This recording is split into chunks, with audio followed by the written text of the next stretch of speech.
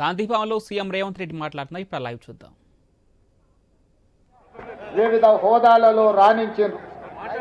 ఇవాళ అందుకే యువజన కాంగ్రెస్ మొదటి మెట్టు రాజకీయాలలో యువజన కాంగ్రెస్ నాయకులుగా ప్రజల దగ్గరికి వెళ్ళి విద్యార్థి యువజన సమస్యల మీద పోరాటం చేసి పేద ప్రజల యొక్క అభ్యున్నతికి ప్రజల దగ్గరికి వెళ్ళినప్పుడే రాజకీయాలలో రాణించడం జరుగుతుంది. ఈరోజు శివచరణ్ రెడ్డి వాళ్ళ తండ్రి జక్కడి ప్రభాకర్ రెడ్డి గారు, ఆనాడు సుధీర్ కుమార్ గారు ఆనాటి యువజన కాంగ్రెస్ అధ్యక్షుడిగా ఒక గుర్తింపు పొందిన మాజీ కేంద్ర మంత్రివర్యులు శివశంకర్ గారి కుమారుడు సుధీర్ కుమార్ గారితో యువజన రాజకీయాలలో రాణించింది. రెండో తరం ఇప్పుడు శివచరణ్ రెడ్డి ఈరోజు మళ్ళీ యువజన కాంగ్రెస్ అధ్యక్షుడిగా బాధ్యతలు నెరవేర్చింది. మరి జక్కడి ప్రభాకర్ రెడ్డి గారికి యువజన కాంగ్రెస్లో అయితే కాంగ్రెస్లో 40 సంవత్సరాలు పనిచేసినా కొన్ని అవకాశాలు అదృష్టం కలిసి రాలే. 90% శ్రమ ఉన్నా 10% అప్పుడప్పుడు అదృష్టం కూడా పనిచేయాలి. ఈ రెండు కలిసినప్పుడు తప్పకుండా పెద్ద హోదా రావడానికి ఉంటుంది. ఈరోజు జక్కడి ప్రభాకర్ రెడ్డి గారికి రాని అవకాశాలు ప్రజా సమస్యల మీద పోరాటం చేస్తే శివచరణ్కు తప్పకుండా అవకాశాలు వస్తాయని చెప్పి తెలంగాణ రాష్ట్ర ముఖ్యమంత్రిగా నేను ఈరోజు చెప్పదలుచుకున్నా.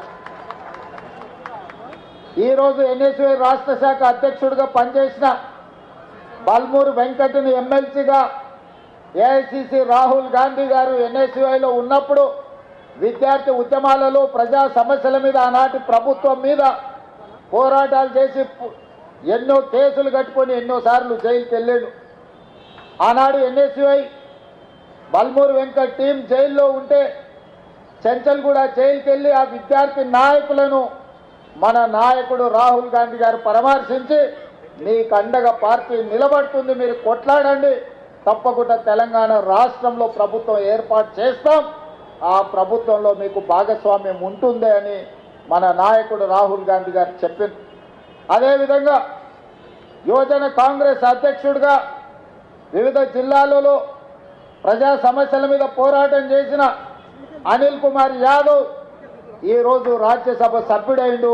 అనిల్ కుమార్ యాదవ్ కూడా కలలో ఊహించలేదు ఇంత యంగ్ ఏజ్లో ఈరోజు రాజ్యసభ వచ్చి ఎక్కడైతే శ్రీమతి సోనియా గాంధీ గారు, ఏఐసిసి అధ్యక్షుడు మల్లికార్జున్ ఖర్గే గారు చట్టసభలలో ఉన్నాడో ఈరోజు యూత్ కాంగ్రెస్ నాయకుడుగా అనిల్ కుమార్ యాదవ్ కూడా ఈరోజు రాజ్యసభ అవకాశం వచ్చింది అని అంటే యువజన కాంగ్రెస్ రాజకీయాలలో ప్రజా సమస్యల మీద పోరాటం చేయడం వల్లనే.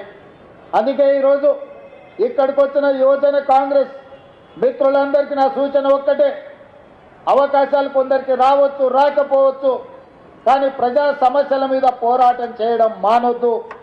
ఈనాడు మన ప్రభుత్వం ప్రజలు కోరుకున్నారు, మార్పు కావాలి, కాంగ్రెస్ రావాలి అని తండాలలో, గూడాలలో, మారుమూల పల్లెల్లో ప్రతి కాంగ్రెస్ పార్టీ కార్యకర్త, దళితులు, గిరిజనులు, ఆదివాసీలు, బలహీన వర్గాలు వీళ్ళందరూ కూడా కలిసికట్టుగా మూకుమ్మడిగా కాంగ్రెస్ పార్టీ జెండా మోసి భుజాలు కాయలు కాసినా కూడా జెండా వదలకుండా మొన్నటి ఎన్నికల్లో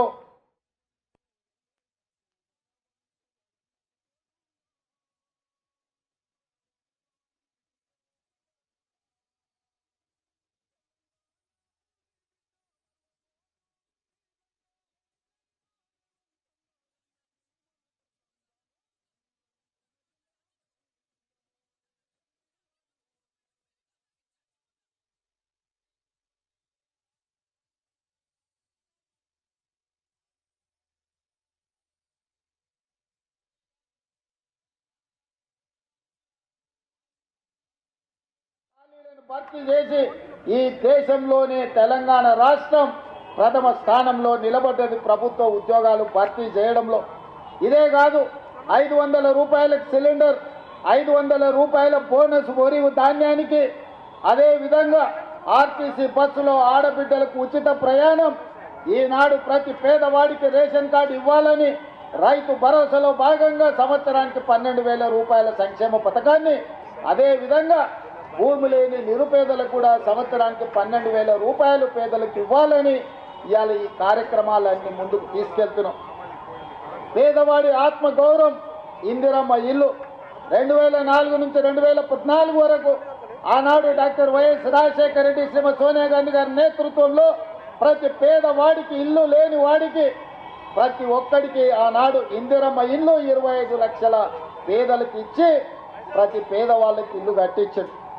కానీ తెలంగాణ రాష్ట్రం ఏర్పడిన తర్వాత చంద్రశేఖరరావు గారు ఈ పేదలకు అన్యాయం చేసి డబల్ బెడ్రూమ్ ఇల్లు అని ఊరించి ఏ పేదవాడికి ఏ గ్రామంలో కూడా ఇల్లు ఇవ్వకపోవడంతో ఈనాడు మన ప్రభుత్వం వైపు ఎదురు చూస్తుంటే ఇందిరమ్మ ఇల్లు 4.5 లక్షలు మొదటి సంవత్సరంలో ప్రతి పేదవాడికి 5 లక్షల రూపాయలు ఉచితంగా ఇల్లు కట్టుకోవడానికి ఇవాళ మన ప్రభుత్వం కార్యక్రమాలను తీసుకొని ముందుకు వెళ్తుంది. ఇదే కాదు, ఈరోజు పేదవాళ్ళని ఆదుకోవడానికి మన ప్రభుత్వం అమలు చేస్తున్న సంక్షేమ పథకాలని ప్రజల దగ్గరికి తీసుకెళ్లవలసిన బాధ్యత యూత్ కాంగ్రెస్ మీదనే ఉన్నది. ఇవాళ ప్రభుత్వం ఒక పక్కన పరిపాలన చేస్తూ ప్రజా సంక్షేమ పథకాలను అమలు చేస్తూ ప్రతిపక్షాలను తిప్పు కొడుతూ ముందుకు వెళ్తుంటే పరిపాలనలోనే మా సమయం ఎక్కువ కాలం గడిచిపోతుంది.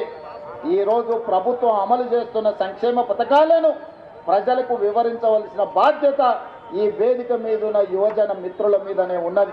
నాకు సంపూర్ణమైన విశ్వాసం ఉన్నది. ఈరోజు ప్రభుత్వం అమలు చేస్తున్న రైతు రుణమాఫీ కావచ్చు, ఇందిరమ్మ ఇండ్లు కావచ్చు, ఇందిరమ్మ ఆత్మీయ భరోసా కావచ్చు, ఆడబిడ్డలకు ఉచిత బస్సు ప్రయాణం కావచ్చు, రాజీవ్ ఆరోగ్యశ్రీలో 10 లక్షల రూపాయలు ఉచితంగా పేద వాళ్లకు అందించే సంక్షేమ కార్యక్రమం కావచ్చు. ఇవాళ ప్రతి సంక్షేమ కార్యక్రమాన్ని పేదల వద్దకు తీసుకెళ్లవలసిన బాధ్యత యువజన కాంగ్రెస్ మిత్రుల మీదనే ఉన్నది. ఈ రోజు ఇక్కడికి వచ్చిన వేలాది మంది రేపు భవిష్యత్తులో తండాలలో, గూడాలలో వెళ్ళాలి. రేపటి జరగబోయే స్థానిక సంస్థల ఎన్నికల్లో కష్టపడ్డ ప్రతి యువజన కాంగ్రెస్ మిత్రుడికి టికెట్లు ఇప్పించే విధంగా కాంగ్రెస్ పార్టీ అధ్యక్షుడితో నేను మాట్లాడతాను. ఆనాడు నేను అధ్యక్షుడిగా ఉన్నప్పుడు చెప్పిన ఫ్రంటల్ ఆర్గనైజేషన్స్ కానీ అనుబంధ విభాగాల అధ్యక్షులు తీసుకోమంటే చాలా మంది అదేదో చిన్న చూపు చూసినట్టు మాకెందుకు ఈ పదవి అన్నట్టు కొంతమంది పక్కన పెట్టింది. నేను చెప్పిన ఈ రోజు అనుబంధ విభాగాలు ఫ్రంటల్ ఆర్గనైజేషన్లు బాధ్యత తీసుకున్న వాళ్ళకి ప్రభుత్వంలో ప్రథమ స్థానం ఉంటుంది అని. అందుకే ప్రభుత్వం వచ్చిన వెంబడే ప్రతి అనుబంధ విభాగానికి వేదిక మీద ప్రీతంతో సహా చాలా మంది ఉన్నారు. 37 మంది అనుబంధ విభాగాల అధ్యక్షులకు కార్పొరేషన్ చైర్మన్లు ఇచ్చి కేబినెట్ హోదా ఇచ్చి పార్టీ కోసం పనిచేస్తే పార్టీ జెండా మోస్తే ప్రభుత్వంలో గుర్తింపు ఉంటుందని 37 కార్పొరేషన్ చైర్మన్ల పదవులు అనుబంధ విభాగాలకు ఇవ్వడం జరిగింది. అనుబంధ విభాగాలంటే ఒక చిన్న చూపని గతంలో అనుకున్నారు. ఇవాళ అనుబంధ విభాగం అది ఎస్సీ డిపార్ట్మెంట్ కావచ్చు, ఎస్టీ డిపార్ట్మెంట్ కావచ్చు, మహిళా డిపార్ట్మెంట్ కావచ్చు, లేకపోతే చిన్న చిన్న డిపార్ట్మెంట్స్ ఏది ఉన్నా సరే ఏదో ఒక డిపార్ట్మెంట్కు నాకు పదవి ఇవ్వమని పెద్ద పెద్ద నాయకులు ఈరోజు వస్తున్నారు. అంతకుముందు అడుగుతా కూడా తీసుకోలేదు కదా, ఇప్పుడెందుకు వచ్చిందా అంటే ప్రభుత్వం తీసుకున్న నిర్ణయం తర్వాత మాకు విషయం తెలిసింది. అనుబంధ విభాగాలకు అధ్యక్షులుగా ఉంటే కార్పొరేషన్ చైర్మన్లు అవ్వడానికి అవకాశం ఉంటుంది, ఎన్నికల్లో టికెట్లు రావడానికి అవకాశం ఉంటుందని ఇప్పుడు అర్థమైంది. అందుకే మేము బాధ్యత తీసుకుంటామని ముందుకు వస్తున్నారు. అందుకే ఈరోజు జిల్లా అధ్యక్షులు కావచ్చు, నియోజకవర్గ స్థాయి అధ్యక్షులు కావచ్చు, పార్లమెంట్ స్థాయి యూత్ కాంగ్రెస్ అధ్యక్షులు కావచ్చు, రాష్ట్ర స్థాయిలో వివిధ హోదాలలో ఉన్న యువ మిత్రులకు నా సూచన ఒక్కటే, కష్టపడితే తప్పకుండా ఫలితం ఉంటుంది. కష్టపడ్డోని కాపాడుకునే బాధ్యత కాంగ్రెస్ పార్టీ తీసుకుంటుంది. అధ్యక్షుడు మహేష్ కుమార్ గౌడ్ గారు తీసుకుంటారు, ముఖ్యమంత్రిగా నేను తీసుకుంటా. కష్టపడకుండా నాయకుల చుట్టూతో తిరుగుతాం, నాయకులకు ఫ్లెక్సీలు కడతాం, కనపడినప్పుడు దండం పెడతాం, దండలేస్తామని ఎవరైనా అనుకుంటే పదవులు మర్చిపోండి. మీరు దండం పెడితే నేను 2 సార్లు దండం పెడతా, కానీ పదవి మాత్రం ఇయ్యా. ఎవరైతే సమస్యల మీద పార్టీ పక్షాన వీధి పోరాటాలు చేస్తారో, ప్రజా సమస్యల మీద ప్రజల దగ్గరికి వెళ్ళి అండగా నిలబడతారో వాళ్ళకే ఈ ప్రభుత్వంలో గుర్తింపు ఉంటుంది. నాయకుడు నాకు తెలుసు కాబట్టి నాకు పదవి వస్తుంది, లేదంటే ఢిల్లీలో నాకు ఎవరో ఉన్నారు, ఢిల్లీ కోటాలో ఇక్కడ ఏదో వస్తుంది అని ఎవరన్నా అనుకుంటే అది భ్రమనే అని చెప్పి నేను ఈ సందర్భంగా స్పష్టంగా నేను చెప్పదలుచుకున్నా. ఢిల్లీ ఢిల్లీ నుంచి కాదు గల్లీ నుంచి రావాలి పైకి. ఢిల్లీ నుంచి పైనుంచి కిందకు వచ్చే పదవులు వచ్చే కాలం పోయింది. గల్లీలో పేదల మధ్య ఉండి పేదల సమస్యల మీద కొట్లాడిన వాళ్ళకి తప్పకుండా అవకాశం ఉంటుంది. ఖానాపూర్లో మనం ఒకరికి ఎమ్మెల్యే టికెట్ ఇచ్చిన వెడమ బొజ్జు అని ఇందిరమ్మ ఇంట్లో ఉండే ఒక యువకుడికి ఈరోజు ఎమ్మెల్యే టికెట్ ఇస్తే ప్రజలు గెలిపించింది. పైసలు చూసి గెలిపియలే, ప్రజా బలాన్ని చూసి ఎమ్మెల్యే గెలిపించారు. తుంగతుర్తిలో మందుల శామ్యుల్ కావచ్చు, లేకపోతే షాద్నగర్లో ఈర్లపల్లి శంకర్ కావచ్చు. ఇట్లా చాలామంది ఇప్పుడున్న ఎమ్మెల్యేలు ఈ ఎన్నికల్లో కేవలం డబ్బులతోనే ఎన్నికల్లో గెలిచినామని ఎవరన్నా చెప్పినా, ఎవరన్నా అనుకున్నా తప్పే. డబ్బులతోనే గెలిచేటట్టుంటే చంద్రశేఖరరావు 100 సీట్లు గెలిచేటోడు. లారీలో కొద్ది పైసలు ఉన్నాయి ఆయన దగ్గరనే కాదు, ఆయన కొడుకు దగ్గర, ఆయన బిడ్డ దగ్గర, ఆయన అల్లుని దగ్గర, ఆయన సటకు దగ్గర, అల్మారీలలో బీరువాలలో కాదు లారీల నిండా రూపాయలు ఉన్నాయి. మరి వాళ్ళు సీట్లు ఎందుకు గెలవలేదు? కామారెడ్డిలో చంద్రశేఖరరావునే బడకేసి కొట్టిరు ప్రజలు. కాబట్టి ఇవాళ సొమ్ములతో ఎన్నికల్లో గెలుస్తామనే విధానాన్ని మర్చిపోండి. ప్రజలలో శ్రమ ఉంటే, ప్రజలతో ఉంటే ఎన్నికల్లో గెలిచే అవకాశం ఉంటుంది. రేపు భవిష్యత్తులో కూడా కాంగ్రెస్ పార్టీలో టికెట్లు ప్రజలలో ఉండి ప్రజా సమస్యల మీద పోరాటం చేసే వాళ్ళకే మొదటి ప్రాధాన్యత ఉంటుంది అని చెప్పి నేను ఈ సందర్భంగా చెప్పదలుచుకున్నా.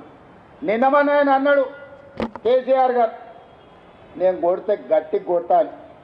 నేమన్నా చెప్పిన, అయ్యా ఏందయ్యా కొట్టనికి, అది ఏమన్నా పుల్లా ఆప గట్టి కొట్టనికి అన్నాడు. చంద్రశేఖరరావు గారు ఈ వేదిక మీద నుంచి చెప్తున్నా, నీ గట్టి కొట్టాలంటే నీ కొడుకును వంగబెట్టి కొట్టు.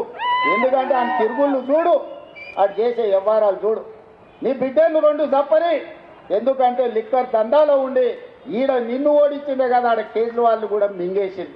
నీ అల్లుడు భూదందాలు సప్పరి, నీ అల్లుని పట్టుకుని 4 గట్టిగా కొట్టు. వాళ్ళను కొడుకుని కొట్టు, అల్లుని కొట్టు, బిడ్డని కొట్టు, సడ్డకుని కొడుకుని కొట్టు, గట్టి కాదు కట్టె తీసుకొని కొట్టు. వీళ్ళు చేసిన దుర్మార్గాలు తెలంగాణ సమాజం చూసింది కాబట్టే నిన్ను గట్టిగా ఊగబెట్టి కొట్టింది తెలంగాణ సమాజం అని చెప్పిన చంద్రశేఖరరావుకు ఆయన చెప్తున్నా. ఇక ఆయన ఊరిస్తున్నాడు, ఇక నేను వస్తున్నా బయటకి అని. అయ్యా నువ్వు బయటకు వచ్చినప్పుడు, నువ్వు కుర్చీలో ఉన్నప్పుడే మా యూత్ కాంగ్రెస్ కార్యకర్తలు నేను బండకేసి కొట్టారు. మళ్ళీ వచ్చేదే ఉంది. నువ్వు ముఖ్యమంత్రిగా ఉన్నప్పుడు, నీ పార్టీగా అధ్యక్షుడిగా ఉన్నప్పుడే మా యువజన కాంగ్రెస్ పిల్లలు నిన్ను బండకేసి కొట్టి ఓడగొట్టి ఇంట్లో ఊసబెట్టారు. ఇవాళ కేటీఆర్ గారు ఊర్ల మీద తిరుగుతున్నాడు, కొత్త బిచ్చగాడి పొద్దుపుత్తాడు. 10 ఏళ్ళ అధికారంలో ఉన్నాడు. డబుల్ బెడ్రూమ్ ఇల్లు ఇస్తాను ఇయ్యలే, ఇంటికో ఉద్యోగం ఇస్తాను ఇయ్యలే, దళితులకు 3 ఎకరాల భూమి ఇస్తాను ఇయ్యలే, డబుల్ బెడ్రూమ్ ఇల్లు ఇయ్యలే. ఇట్లా చెప్పుకుంటా పోతే 100 హామీలు ఉన్నాయి. 10 ఏళ్ళు అమలు చేయలేదు. 7 లక్షల కోట్ల రూపాయలు అప్పు తెచ్చాడు. 10 నెలలు కూడా కాలేదు, అప్పుడే బిచ్చగాని తిరుగా గంగిరెద్దులో తిరుగా సంక్రాంతి పూట గంగిరెద్దుల్లో వచ్చినట్టు ఊరు తిరుగుతున్నాడు. ఈ ప్రభుత్వం ఏం చేయలేదని. ఈ ప్రభుత్వం 5 ఏళ్ల కోసం ఎన్నికైంది. మొదటి సంవత్సరంలోనే 55,000 ప్రభుత్వ ఉద్యోగాలు ఈ ప్రభుత్వం ఇచ్చింది. మొదటి సంవత్సరంలోనే 25,50,000 మంది రైతులకు 21,000 కోట్ల రూపాయల రైతు రుణమాఫీ చేసింది. నువ్వు ఎగ్గొట్టిపోయిన రైతు బంధు 7,625 కోట్ల రూపాయలు నేను వచ్చినాక రైతు బంధు మొదటి విడత వేసిన. ఇవాళ 10,000 కోట్ల రూపాయలు రైతు భరోసా 2వ విడతలు వేసిన. ఆడబిడ్డలకు బస్సు ఉచిత ప్రయాణం అన్నం ప్రతి నెల 400 కోట్లు, దాదాపుగా ఈ సంవత్సరంలో 4,000 కోట్లు ఆర్టీసీ కార్పొరేషన్ కు చెల్లించి 120 కోట్ల మంది ఆడబిడ్డలు ఆర్టీసీ బస్సుల్లో ఉచితంగా ప్రయాణం చేసింది. ఇస్తా అన్న 500 రూపాయల సిలిండర్ ఇచ్చినాం, 500 రూపాయల బోనస్ ఇచ్చినాం. రాజీవ్ ఆరోగ్యశ్రీ 10 లక్షల రూపాయలు ఇచ్చినాం. ఇవాళ పేదవాడికి ప్రతి ఒక్కరికి రేషన్ కార్డు ఇస్తున్నాం, పేదవాడికి ఇందిరమ్మ ఇల్లు ఇస్తున్నాం. ఇవాళ ప్రతి సంక్షేమ పథకాన్ని ఇవాళ అమలు చేస్తున్నాం. ఇదే కాదు, 1931 తెల్ల దొరలు పాలించినప్పుడు కులగణన జరిగింది.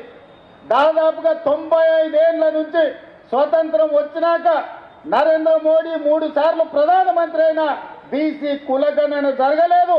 ఇవాళ నా రాష్ట్రం తెలంగాణ రాష్ట్రం, కాంగ్రెస్ పార్టీ రాహుల్ గాంధీ నేతృత్వంలో ఈరోజు తెలంగాణ రాష్ట్రంలో కులగణన చేసిన ప్రభుత్వం ఈ దేశంలోని ఏకైక ప్రభుత్వం. లెక్కలు తేల్చిన ప్రభుత్వం కాంగ్రెస్ ప్రభుత్వం. మాదిగా ఉపకులాల వర్గీకరణ 35 ఏళ్ల నుంచి కొట్లాడిండ్రు. చాలా మంది పిల్లలు చచ్చిపోయిండ్రు. సుప్రీంకోర్టు వరకు పోయింది, పార్లమెంట్ వరకు పోయింది.